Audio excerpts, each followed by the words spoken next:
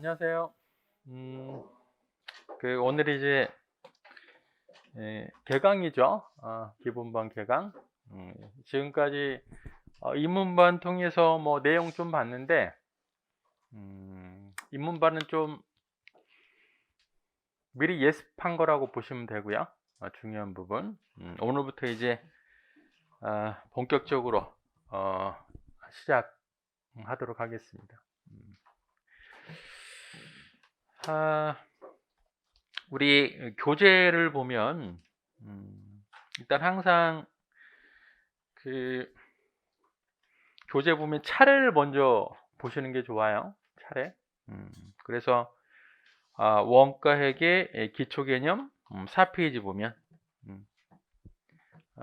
거기부터 쭉 넘어가서 9장 원가함수 추정 있죠. 그래서 8장까지를 원가회계라고 보시면 되고 9장부터 관리회계라고 보시면 돼요. 그리고 이제 2페이지 보면 뭐 전문가 칼럼이라고 되어 있는데 그 안 봐도 돼요. 요거는 그냥 제가 옛날에 뭐 신문 사설 써놓은 건데 이건 굳이 안 봐도 되고 자 6페이지 보면 이제 내용이 있고요. 내용이 있고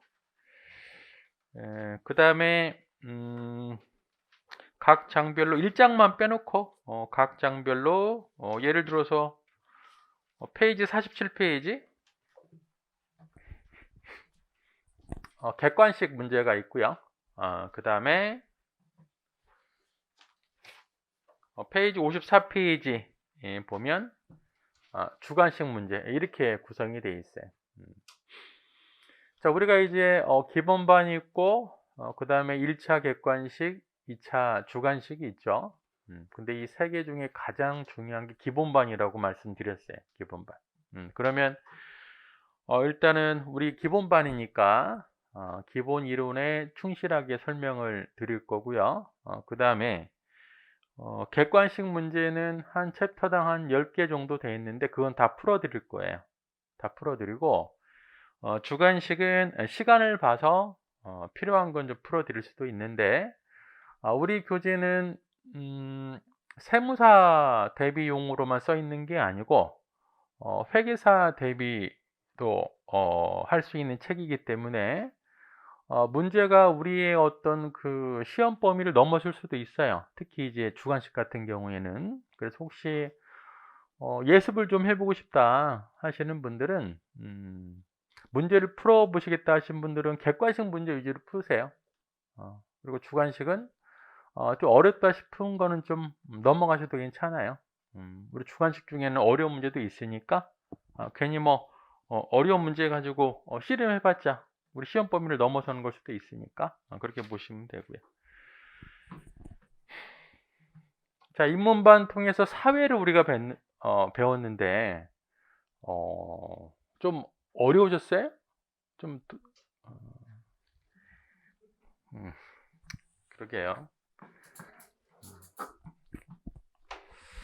자, 그러면 다시 처음부터 시작할 테니까 뭐 기억나시는 분들은 한번 복습 한번 해보시고 좀 이제 아리까리 했던 분들은 잘 한번 더 들어보시고요.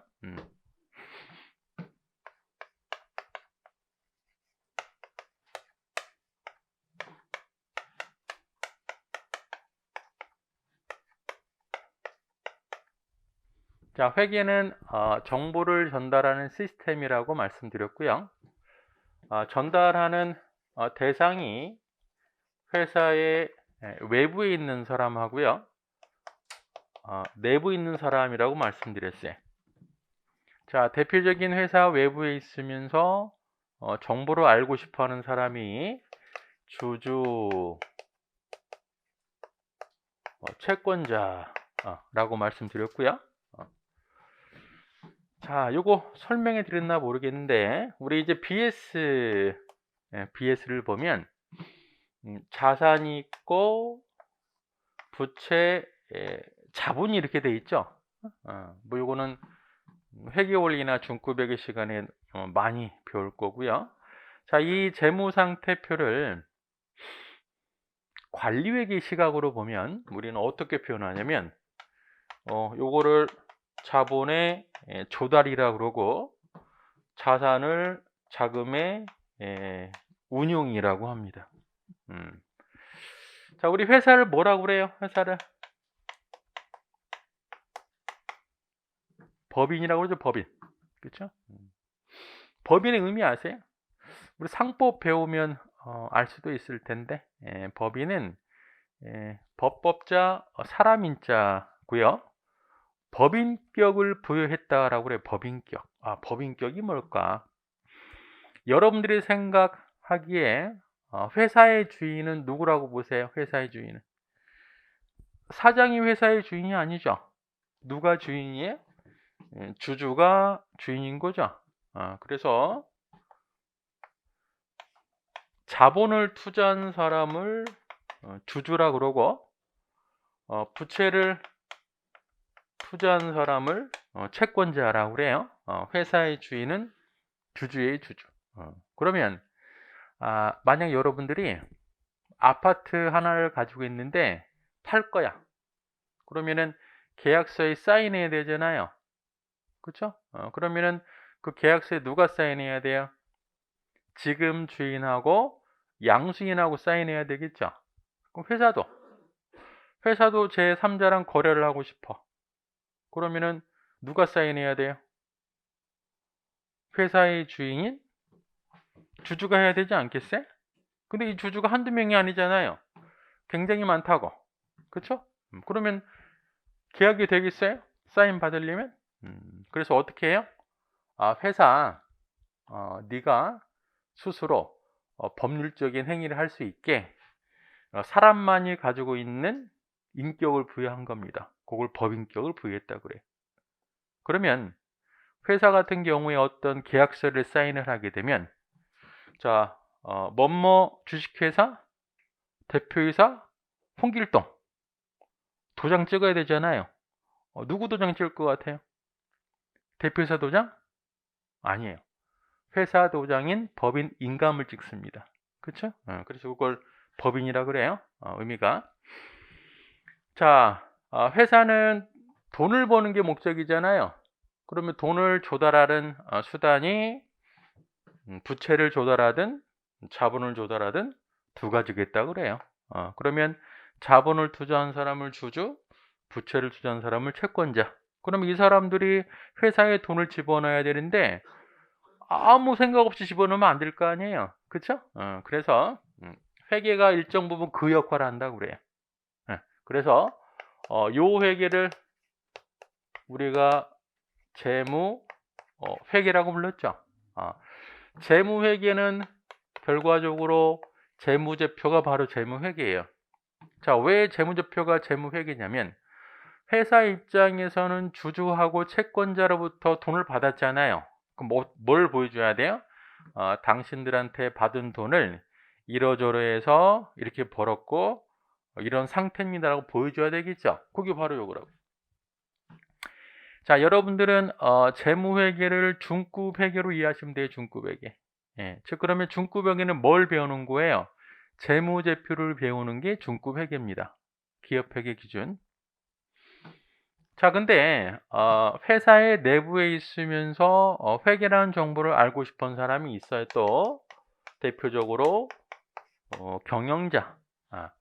자, 이 경영자는 재무회계를 이용하는 게 아니고요. 관리회계를 이용한대요. 관리회계. 그래서 자, 이 회계가 똑같은 회계지만 내용은 전혀 다른 거예요. 특히나 이분들은 회사 외부에 있는 사람들이고 이분들은 내부에 있는 사람들이에요. 자, 내용이 왜 다르냐면 주주 채권자는 투자 목적 돈을 벌려고 회계라는 정보를 이용하고요. 이 경영자는 돈을 벌려고 정보를 이용하는 게 아니에요. 회사 자체의 이익 증대를 위한 의사결정 하고요. 회사 어떤 각 부서들의 성과 평가를 위해서 존재하는 거죠. 자, 목적 자체가 다르기 때문에 내용도 전혀 다릅니다. 또 하나는 자, 이 재무회계는 외부에 있는 사람들이 보는 거죠. 그렇죠? 그럼 사실 대표적인 외부 정보 이용자가 주주 채권자라고 하지만 주주 채권자 이외에도 굉장히 많아요. 외국인도 있을 테고 정부도 있고 각 기관들도 있고요. 근데 이 사람들이 어때요? 회계를 아는 사람도 있고 전혀 모르는 사람도 있어요. 심지어는 외국인들도 있고. 그러면 어떤 정보를 제공할 때 회사 나름대로 어떤 정보를 만들어서 줘버리게 되면 특정 정보 이용자들은 무슨 말인지 이해가 안 가. 그러지 않겠어요? 어떻게 정보를 제공해야 돼요? 대충 제공하지 말고 일정한 원칙, 이게 바로 기업회계 기준이라고 그러죠.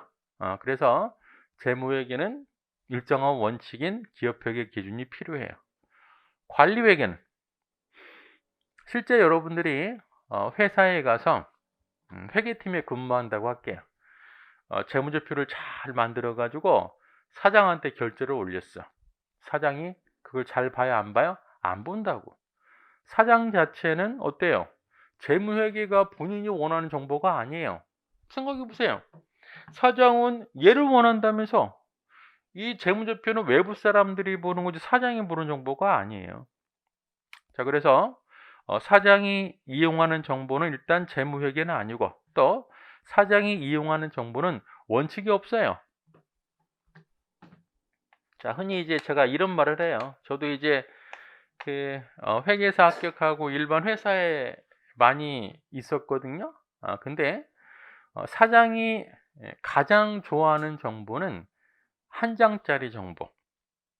딱 한 장에 요약해서 받는 정보를 가장 좋아합니다. 그건 바로 뭐예요? 사장이 원하는 정보는 사장이 이해할 수 있도록 각색한 정보가 사장이 원하는 정보겠죠. 그래서 이 관리회계는 원칙 자체가 있는 게 아니에요. 우리는 지금 뭘 배운다고 그랬어요? 요걸 배운다고 그랬잖아요. 그러면 한번 생각 한번 해보자고. 제가 이제 누누이 말씀드린 것 중에 하나가 관리회계를 공부할 때는 재무회계를 생각하면 안 된다라고 말씀드렸어요. 왜? 성격이 전혀 다르니까. 재무회계는 뭐가 있어요? 원칙이 있다고, 원칙이. 수업 중에 원칙을 설명해 드리는 거예요. 그러면 자, 수업 듣다가 모르면 뭘 보면 돼요? 다시 그 원칙을 보면 돼. 그렇죠? 관리회계는 원칙을 배우는 게 아니에요. 일정한 논리를 배우는 거, 논리를. 그러면 수업 중에 몰랐다 그러면 혼자 뭘 보고 찾을 수 있어요? 찾을 수가 없어요. 여러분들이 얻는 해답은 수업밖에 없다고. 법칙이 없으니까. 물론 책에 자세히 설명이 돼 있겠지만, 물론 이제 이해하면 좋겠지만 이해하기 쉽지가 않겠죠. 그래서 수업을 잘 들으셔야 됩니다. 또 하나, 문제 풀 때 재무회계는 문제 푸는 방법이 하나밖에 없어요. 왜? 법칙을 배우는 거니까. 관리회계는 문제 푸는 방법에 법칙이 없어요. 법칙이 없다고. 심지어는 동일한 내용인데 책마다 풀이 방법이 다르고요. 또 강사마다 풀이 방법이 다른 경우도 허다합니다. 이해되세요? 자, 이렇게 풀이 방법도 각양각색이고 또 챕터별로 풀이 방법도 다 달라요. 근데 여러분들 어떤 생각을 해요? 꼭 그렇게 풀어야 되는구나라고 생각을 해요. 왜? 예로 착각하니까. 우리는 그런 걸 배우는 게 아니에요. 큰 논리를 배우는 거라고. 그러면 어떤 식으로 접근을 해야 돼? 전체 흐름을 이해를 하고 수업 중에 제가 설명해 드린 걸 잘 들으셔야 돼요. 좀 모르니까 혼자 복습해야 되겠다. 안 돼요. 안 된다고. 수업 시간에 해결을 해야 돼요. 또 하나, 자, 수업 중에는 들으면은 잘 이해될 것 같은데 혼자 보면 몰라요. 그거 당연한 거예요. 자, 그래서 우리는 반드시 수업을 듣고 난 다음에 아주 짧은 기간 내에 복습을 하셔야 돼요.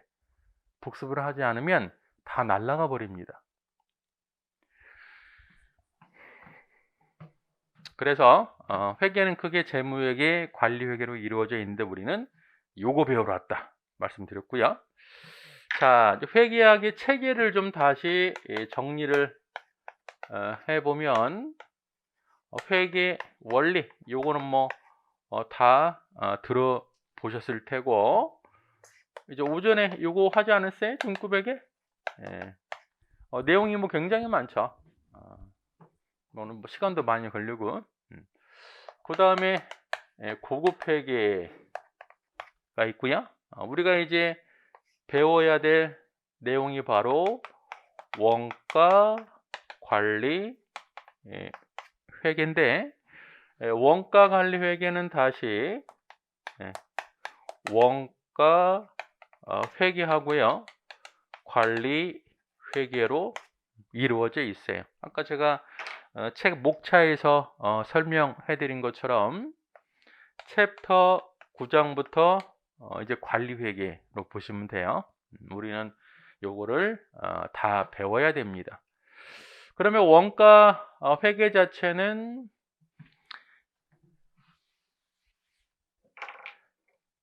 얘를 이제 재무회계라고 하고, 바로 이제 재무제표고요. 얘를 관리회계라고 하면 원가회계는 여기에도 포함이 되고 여기에도 포함된다고 그러죠. 그렇죠? 그러면 왜 그럴까? 바로 이제 원가 계산의 결과가 결국에는 남아있으면은 재무상태표, 팔리면 손익계산서의 매출원가로 기록이 되기 때문에 내용적인 측면에서는 재무회계라는 표현을 쓰는데, 실제 이제 우리가 앞으로 보면 알겠지만 원가 회계 자체가 여기에 관련된 어떤 비중보다 이게 훨씬 커요. 특히 이제 어느 쪽에 많이 활용이 되냐면 관리 회계에 많이 활용이 된다고요. 그러다 보니까 요즘에는 뭐 원가 관리 회계라고도 하고 그냥 원가 회계라고도 하고 관리 회계라고도 합니다. 구분하지 않아요. 그래서 결국에 우리가 배워야 되는 건 바로 뭐예요? 자, 원가 관리 회계인데, 자, 원가 회계는 원가 계산을 배우는 거고, 관리 회계는 뭘 배우는 거예요? 의사결정과 성과 평가를 배우는 겁니다. 자, 그러면 우리가 아까 목차를 봤으니까 우리가 배워야 될 건 원가 회계하고 관리 회계인데, 그 세부적인 내용들이 어떻게 구성이 되어 있는지 제가 지도 하나 그려 드릴 테니까 우리 책 첫 장이나 뭐 연습장 한 장 준비를 해서 그려 놓으시면 나중에 이제 공부할 때마다 체크하게 되면 여러분들이 이제 원가 관리 전체 흐름을 이해하는데 좀 도움이 될 겁니다. 원가 관리 회계는 원가 회계하고요, 관리 회계로 이루어져 있고요. 관리 회계는 뭐라고 말씀드렸어요? 사장 입장에서 의사결정, 성과, 평가, 요게 이제 바로 관리 회계죠. 그럼 우리가 원가 회계에서 배우는 건 딱 하나밖에 안 배워요. 딱 하나밖에. 자, 얘는 제품 원가 계산만 배워요. 제품 원가 계산. 그래서 크게 원가 관리 회계는 세 가지, 제품 원가 계산하고 의사결정, 성과평가라고 이해하시면 돼요. 그러면 제품 원가 계산할 텐데 이 원가 계산 방법이 심플하지는 않겠죠. 몇 가지 방법이 있는데 가장 대표적인 방법이 개별 원가 계산, 종합 원가 계산이 가장 대표적인 원가 계산 방법이에요. 개별 원가 계산, 종합 원가 계산. 요것만 있는 건 아니고요. 결합원가 계산이라는 것도 있고 혼합원가 계산이라는 것도 있어요. 결합원가 계산, 혼합원가 계산. 자, 결합하고 혼합은 개별 종합에 비해서는 중요성은 좀 떨어지고요. 또 하나, 결합원가 계산, 혼합원가 계산도 결과적으로 개별 종합에서 응용이 된 거예요. 그리고 결과적으로 개별 종합이 가장 대표적인 원가 계산 방법입니다. 근데 이런 방법들을 묶어 가지고요, 우리가 전통적 원가 계산, 옛날 방법이라 그래요. 그러면 최근에 또 나온 최신 방법이 있어야 되지 않겠어요? 자, 그게 활동 기준 원가 계산이라고 그래요. 활동 기준 원가 계산. 자, 활동 기준 원가 계산은 영어로 Activity Based Costing, 그래서 ABC라고 합니다. 여러분들이 봤을 때 얘는 구닥다리 방법, 얘는 최신 방법, 어떤 게 훨씬 중요할까요? 얘가 중요하겠죠. 최신이니까. 그럼 이 최신이면은 언제 정도 나왔을 것 같아요, 얘가? 1970년대에 나온 거예요. 그게 최신이래. 얘는 그 이전에 나왔겠죠. 수업 목적으로는 뭐가 중요할 것 같아요? 여전히 개별 종합이 중요해요. 그리고 이 ABC도 사실 여기에서 파생이 된 거예요. 원가 계산 파트 하면 가장 중심이 되는 부분이 개별하고 종합이에요. 우리 봤죠? 인문반에서. 자, 요걸 다 배우면 이제 뭘 해야 돼요? 요 내용 가지고 관리 회계를 하겠대. 자, 그러면 우리가 회사 전체로 보면은 원가는 크게 어디서 발생이 돼요? 공장에서도 발생이 되고 공장 이외에서도 발생이 되겠죠.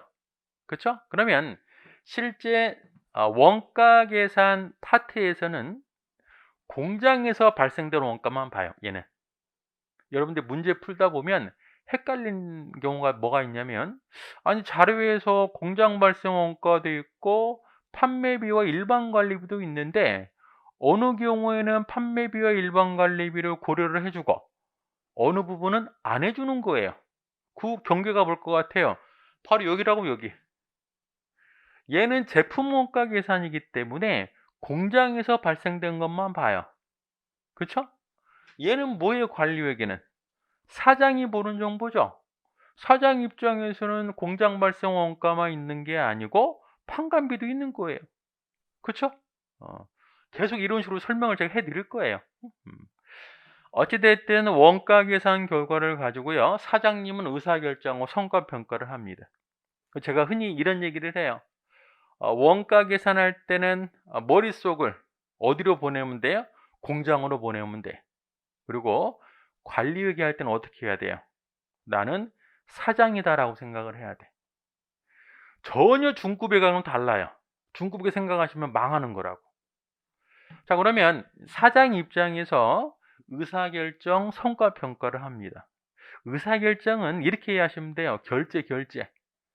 사장님이 결제를 하는데, 자, 그 결제된 내용이 1년 이내에 나타나는 게 단기 의사결정. 1년 이내. 결제한 내용이 1년 이후에 걸쳐 계속 나타나는 걸 장기 의사결정이라고 그래요. 단기는 그럼 어떻게 해야 하면 돼요? 1년 기준 보면 돼요. 1년. 사장이 결제를 했는데 결과가 1년 이내에 끝나버린 걸 단기, 1년 이후에 걸쳐 연속되는 걸 장기라고 보시면 되고요. 다시 이 단기는 또 두 가지로 구분이 돼요. 일상적 의사결정하고요, 특수 의사결정.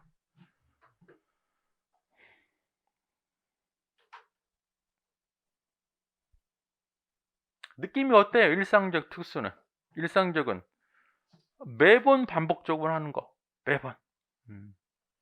어떤 내용들이 있냐면 예산, 우리 한번 이해를 해보자고. 여러분들 예산 짠다고 그러지 않아요?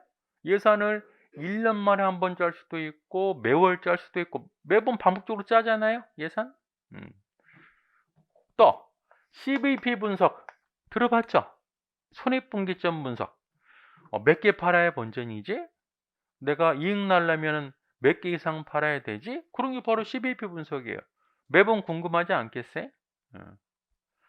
자, 그 다음에 특수의사결정은 단기 의사결정이긴 한데 매번 반복적으로 하는 것들은 아니에요. 관련 원가 분석이라고 그래요. 관련 원가 분석. 관련 원가 분석 어렵죠, 말이. 그렇죠? 일단은 여러분들 중급액이 있잖아요. 회계학. 회계학은 대부분 한자들이 많아요. 한자. 듣다 보면은 좀 이해되는 부분들도 있어. 왜냐면 우리는 한자에도 익숙하잖아요. 원가 관리회계는 100% 영어를 해석한 겁니다. 100%. 근데 영어라는 게 어때요? 한 단어에 해석이 하나만 되는 게 아니잖아요. 그쵸? 자, 영어를 그 당시에 나름대로 해석한 거예요. 그러다 보니까 이 의미를 정확히 딱 이해하는 분들도 계시고요. 어떤 분들은 이해가 안 되는 분도 계세요. 그래서 우리 책에는 이왕이면은 가급적 영어를 많이 써놨어요. 혹시 영어를 보면 어감을 더 잘 느낄 수 있으니까. 자, 이게 다 해석한 용어이기 때문에 이 상태를 그냥 암기하려고 그러면 안 돼요. 이해를 해야 돼, 이해를. 관련이네, 관련. 자, 그러면 사장이 어떤 의사결정을 할 때 관련된 원가만 가지고 의사결정을 하겠대요. 자, 예를 들어서. 자, 사장은 지금 의사결정이라는 건 어떤 대안들이 있으면 선택하는 과정이 의사결정이니까 여러분들이 여행을 가는데 차가 필요합니다. 차를 렌트할 수도 있고요. 내 차를 가지고 갈 수도 있어.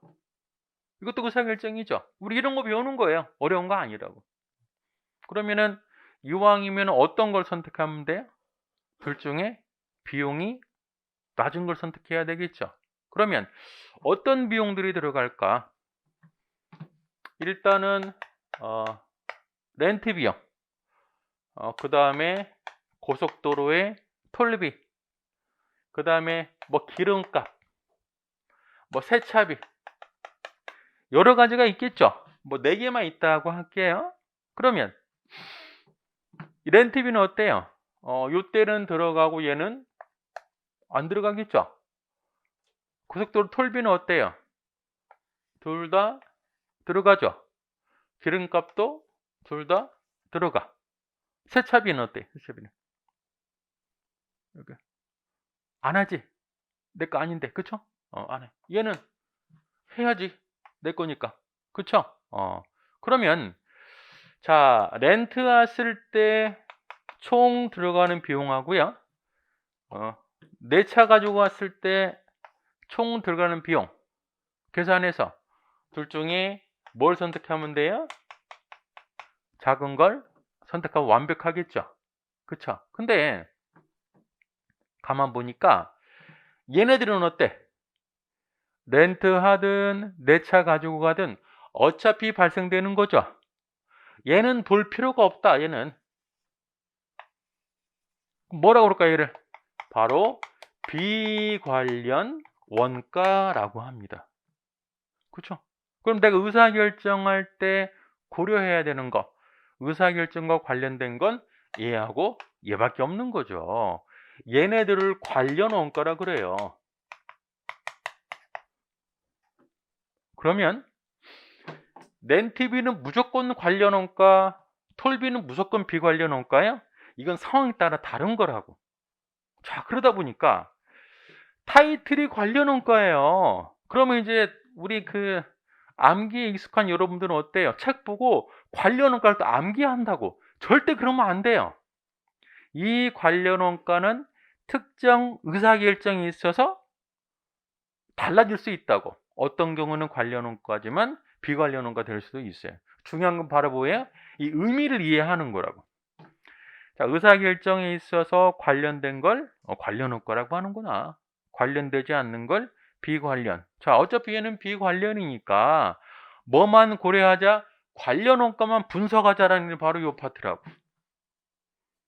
응용 한번 할까? 응용 그럼? 우리는 비용 쪽만 봤잖아요. 수익 쪽도 있지 않겠어요? 수익 쪽도? 수익도 뭐가 있어? 관련 수익, 비관련 수익이 있겠죠. 그렇죠? 그런 파트가 바로 관련 원가 분석이에요. 그러면 우리 앞으로 배울 거지만 관련 원가 분석에서는 어떤 것들을 배웁니까? 자, 사장님이 결제하는 걸 배워요. 결제하는 거. 대부분 회사 안 다녀봤잖아요. 안 다녀봤어도 대충 이해되는 것들이 몇 가지 있거든. 자, 예를 들어서 첫 번째, 특별 주문 수락 의사결정. 자, 우리가 이제 한국에서만 물건을 파는데 갑자기 중국으로부터 대량 주문이 들어왔어. 사장한테 결제를 올립니다. 사장님, 이번에 중국 바이어로부터 대량의 물량을 수주를 받았습니다. 자, 근데 이 친구들이 좀 깎아달라고 그래요. 어떻게 하면 좋습니까? 결제를 올렸다고. 그걸 판단한 게 바로 특별주문 수락 의사결정이에요. 이런 거 배운다고. 어디에서? 관련 원가 분석에서. 그럼 이제 뭘 찾아야 돼요? 자, 이 특별 주문을 수락할 때 관련된 것, 특별 주문과 관련된 수익과 원가를 찾아서 비교를 하겠죠. 그렇죠? 자, 두 번째. 부품에 또는 일부 제조 라인을 자가 생산, 내가 스스로 운영을 할지 아니면은 외부 협력업체를 이용할지. 자, 여러분들 그런 거 이게 듣지 않아요? 그 신문이나 이런 방송 같은 데서 대기업들의 대부분 모든 부품이나 라인을 다 소화하는 게 아니고 협력업체를 활용하잖아요. 왜 그럴까? 판단하는 거지. 내가 운영했을 때 들어가는 비용하고 협력업체를 이용했을 때 들어가는 비용 비교를 해서 낮은 걸 선택할 거 아니에요. 그렇죠? 또 어떤 것들이 있을까?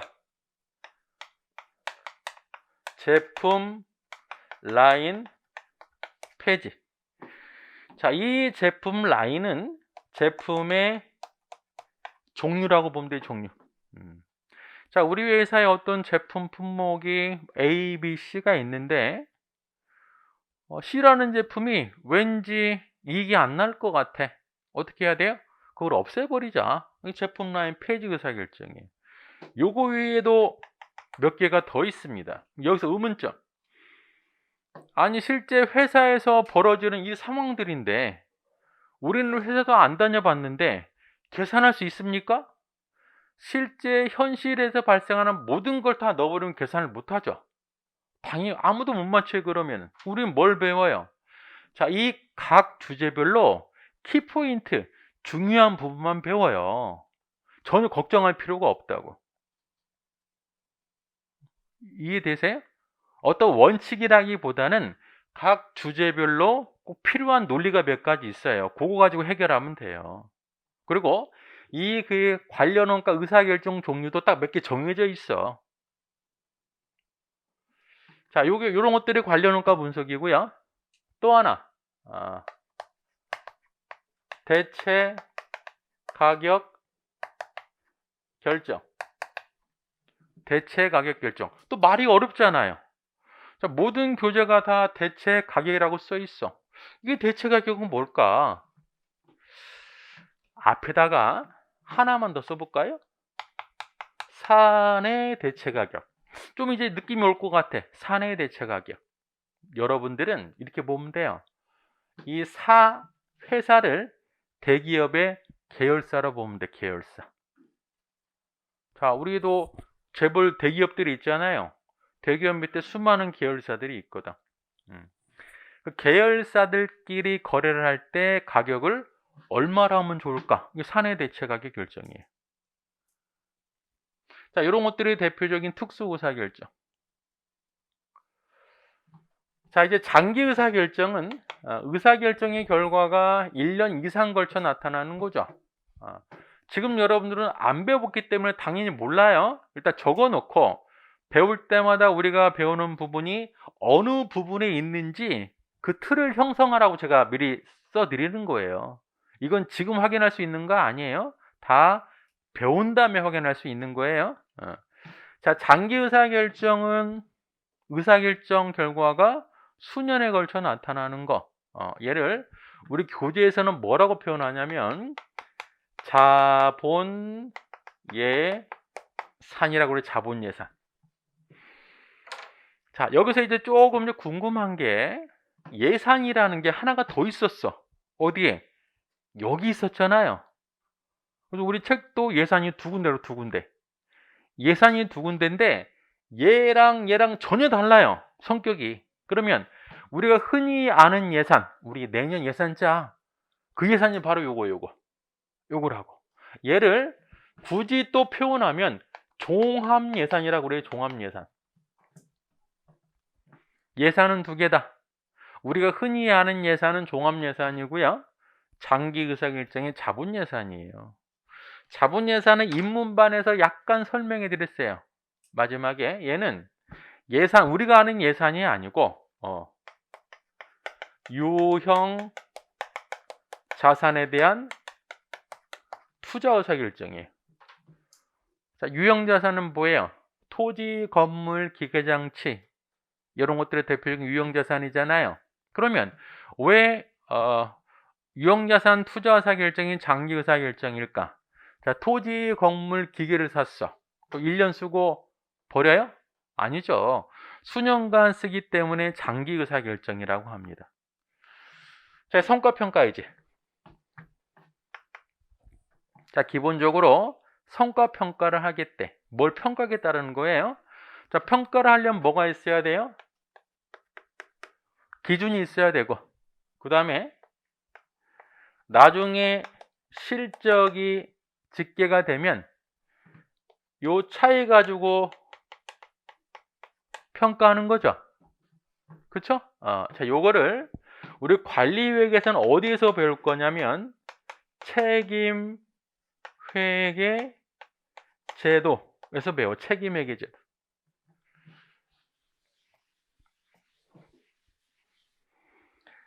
자, 이 책임 회계 제도는 말 그대로 해석을 하게 되면 책임져야 돼.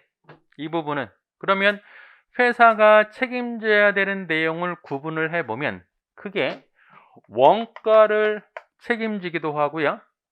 수익을 책임지기도 하고 이익을 책임지기도 하고 투자까지 책임을 진대요. 책임회계 제도에서는 이런 걸 배우는 겁니다. 그러면 원가를 책임지는 부서는 어디? 제조부서. 수익을 책임지는 부서는 바로 영업인 판매부서가 되고요. 이익까지 책임지는 부문은 사업부. 투자까지 책임지는 부문을 독립된 사업부라고 합니다. 독립된 사업부. 책임의 내용이 우리 입문반에서 배웠지만 원가는 표준 원가를 책임져야 되고요. 판매 부분은 예산, 매출액을 책임져야 되고, 자, 이익은 수익하고 원가 둘 다 책임을 집니다. 그러다 보니까 실제 책임회계 제도에서 주로 배우는 내용은 주로 요거. 표준 원가하고 예산 매출액을 어떻게 차이 분석할 건지 그거 위주로 배웁니다. 그 다음에 투자 중심점, 투자까지 책임지는 부문은 대기업의 계열사인데 우리가 활용하는 방법이 뭐 ROI, RI, EVA 이런 것들이 있어요. 자, 얘가 바로 순수한 원가 회계, 순수한 관리 회계예요. 자, 내용은 뭐 입문반에서 잠깐 본 것도 있고 생소한 것도 있는데 느낌이 어때요? 얘는 명확하죠. 원가 계산하는 거. 얘는 어때? 다 사장이 궁금해하는 것들이에요.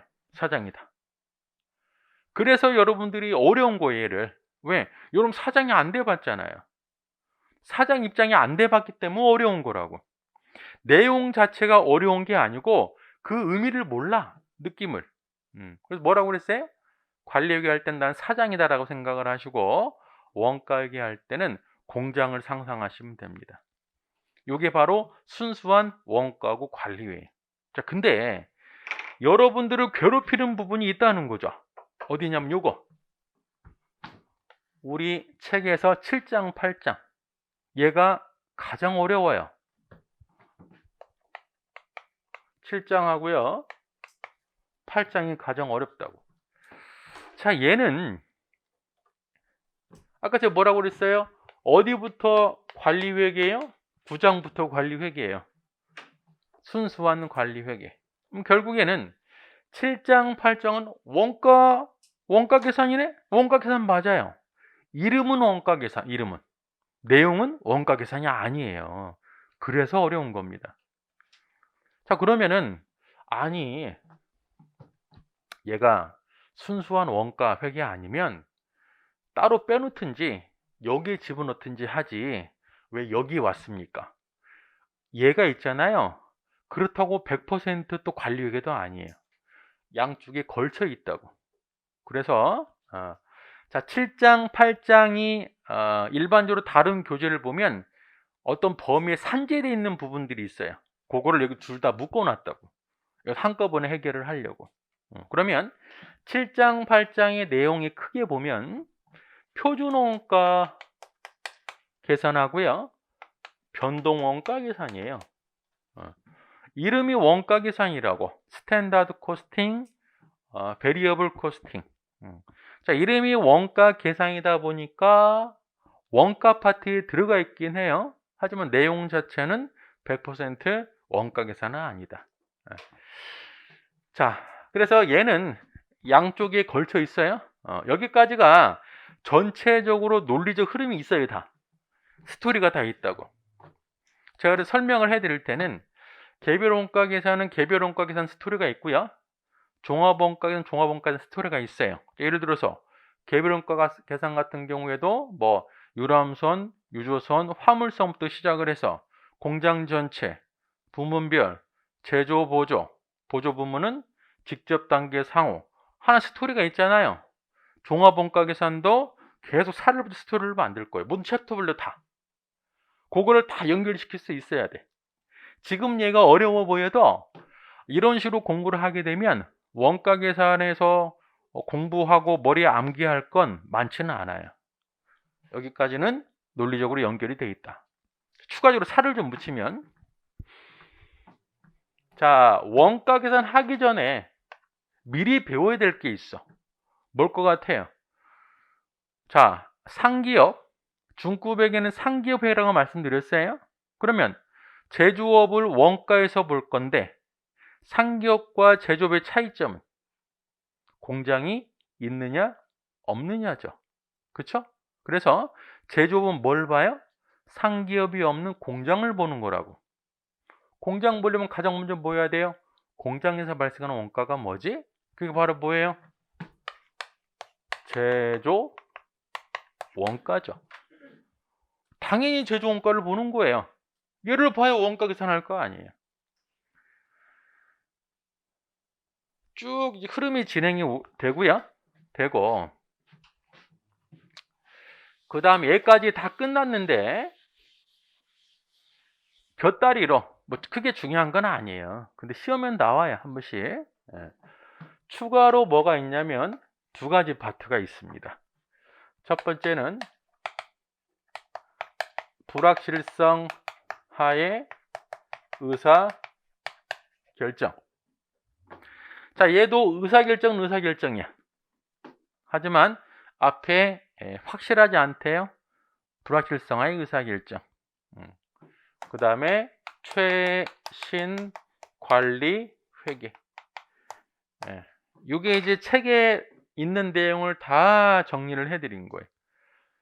자, 우리는 수업 목적으로 공부를 하기 때문에 일단은 우리가 머릿속에 집어넣어야 될 걸 최대한 줄여야 돼요. 줄이려면 흐름을 이해하고 계셔야 돼. 그래서 앞으로 챕터 하나하나 넘어갈 때마다 내가 어떤 부분 보고 있구나, 그걸 확인하면서 공부하시면 의외로 짧은 시간 내에 원가 관리를 정복할 수 있어요. 자, 여러분들이 궁금한 거, 우리가 시험에서 어떤 게 많이 나옵니까? 그게 제일 궁금하잖아요. 또 안 나오는 건 뭡니까? 그걸 체크를 좀 해드릴게요. 원가 관리 위기에서 가장 중요한 거, 요거를 그 별표는 있잖아요. 가장 큰 걸 뭐 3개라고 해서 3개 쓴 거지, 생각 같으면 30개 하고 싶은데 얘가 여기에. 이거는 이 자체로도 시험이 지체로 중요하고요. 더 중요한 게 있어요. 왜 더 중요하냐면 조금 이따 설명해 드릴게요. 이거는 일단은 별표 체크 좀 하고, 그 다음에 3개짜리가 개별 원가 계산, 종합 원가 계산. 수업 목적으로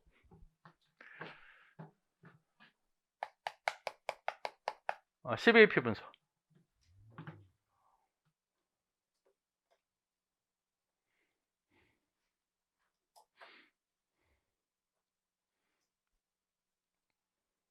두 개짜리 관련 원가 분석, 책임회계 제도.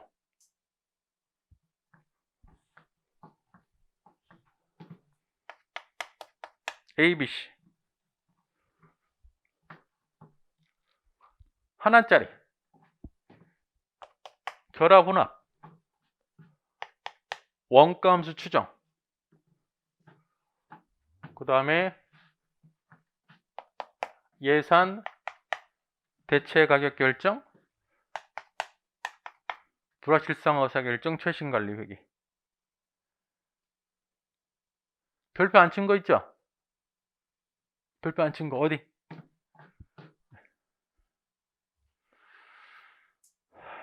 얘는 이것도 안 쳤네. 이거 쳐야 되고요. 자본 예산은 사실 중요성은 많이 떨어져요. 만약 사석에서 제가 사석에서 말씀드린다면 하지마 할 정도로 시험에 잘 안 나옵니다. 그렇다고 자본 예산이 이론적으로 덜 중요한 건 아니에요. 굉장히 중요한데 자본 예산이라는 어떤 그 내용 자체가 관리회계 차지하는 비중이 점차 줄어들어요.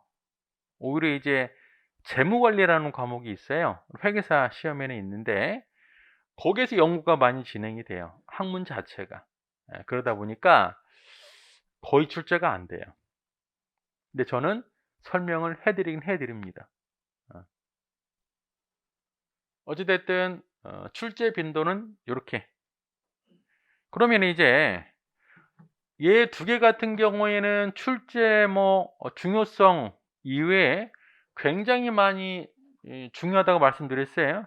그러면 시험에 나오는 거 이외에 어떤 의미가 있냐면, 보세요. 여기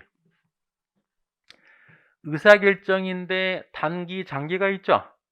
그러면 얘는 거의 중요하지 않다고 그랬잖아요. 그러면 의사결정하면 우리는 뭐만 판단하면 돼요? 거의 다 단기 의사결정이거든. 시험에 나오는 부분이 바로 변동원가 계산이 단기 개념의 의사결정이에요. 단기 개념 이익 뽑아내는 게 변동원가 계산이거든. 결국에 이 이론이 여기 그대로 녹아 들어가 있어요. 실제 이제 단기 의사결정에 가면 명시적으로 변동원가 계산 얘기는 안 나와요. 안 나오는데 변동원가 계산에서 봤던 게 다 그대로 나와. 그 단기 의사결정의 백그라운드가 변동원가 계산이에요. 그러니까 변동원가 계산을 잘 이해를 하게 되면 얘는 고정오는 거야. 이해하기 쉬워요. 또 하나 주었는데 책임회계 제도에서 원가 중심점의 평가 대상이 뭐라고 그랬어요? 표준원가 계산이라고 그랬잖아요. 그쵸? 얘가 어디랑 연결이 돼 있어요? 얘랑 연결이 돼 있다고. 책임회계 제도하고. 즉 표준하고 변동원가 계산에서 이미 우리는 뭘 봐요? 의사결정과 성과평가를 미리 보는 거예요. 그러니까 표준과 변동을 여러분들이 잘 이해를 하면 얘는 엄청 쉬운 거라고. 그럼 여러분들이 봤을 때 원가 계산 파트가 어려울 것 같아요? 관리회계 파트가 어려울 것 같아요? 여담으로 설명해 드리는 건데, 원가 계산은 나름대로 원칙이 있어요. 계산하는 원칙이. 그러니까 기계적으로 풀 수도 있어요. 얘는 전혀 원칙이 없겠죠. 사장들이 판단하는 건데 현실적으로는 굉장히 어렵겠죠, 이 파트가.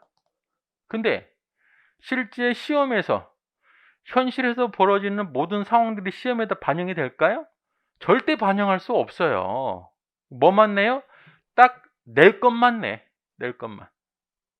결국에 얘가 훨씬 쉬워요, 원가회계보다. 근데 이것도 사람마다 편차가 있어.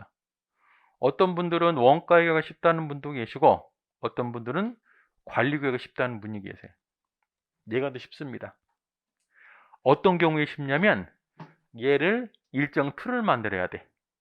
구조를. 제가 수업 중에 그걸 그려드릴 거라고. 그 구조만 가지고 문제 풀면 답이 다 나와요. 하나도 어렵지가 않아요. 결국에는 어때요? 원가관리회계 내용은 굉장히 방대해 보이지만 딱 묶어보면 별거 없다고. 원가 계산해야 되고 변동 표준 자체가 이미 관리회계를 예습하는 거니까. 이걸 꼭 책 앞장에 좀 정리를 해 놓고요. 문제 풀 때마다 살을 붙여 가지고 얘를 머릿속에 기억을 하시라고. 그럼 제가 각 챕터별로 다 스토리를 만들어 드릴 거예요. 그거를 기억하시면 돼요. 그래서 수업 들으실 때는 제가 책 보기 전에 설명해 드리는 거 있잖아요. 이게 훨씬 중요합니다. 이걸 잘 들으셔야 돼요. 자, 그러면 다시 이제 목차 와서 1장 보면 원가액의 기초개념은 바로 기초개념이니까 넘어가고, 제조원가 흐름이 어디예요? 저기 처음 제조원가네. 그렇죠? 3장 개별원가 계산이 있고 4장 활동기준원가 계산이 있고 다 체크해 보시라고, 찾아가지고 어디 있는지. 그 다음에 5장 종합원가 계산이 있고 6장에 종합원가 계산 확장이라고 되어 있죠. 얘가 바로 이거. 얘가 6장 종합원가 계산 확장. 그 다음에 7장 표준원가 계산 있죠. 8장 그 다음에 변동원가 계산 있죠. 변동 및 표준원가 계산이니까. 9장 원가함수 추정 있죠. 10장 11표 분석 여기. 그 다음에 11장 관련 원가 분석. 그 다음 12장 대체가격 결정.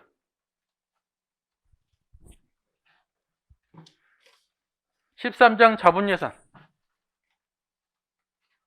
14장 종합예산. 15장 책임회계제도. 16장 불확실성의 의사결정. 17장 최신관리. 원가관리회계를 이렇게 큰 구조로 잡기 힘들어요. 힘들다고. 중급회계라는 세법은 어떤 교재를 보든 챕터가 다 똑같아요. 책 내용도 거의 다 똑같아. 왜? 법을 배우는 거예요, 법을. 법을 배우는 게 바로 중구백의 세법이에요. 원가 관리에는 법을 배우는 게 아니에요. 논리를 배우는 거지. 책마다 챕터가 다 달라요. 다 달라. 다른 책 한번 보시라고. 심지어는 풀이 방법도 다 다르고. 자, 그래서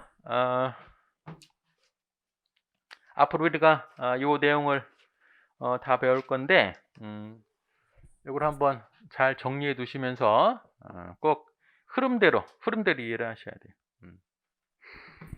자, 여기까지 하고요. 조금 쉬었다 하겠습니다.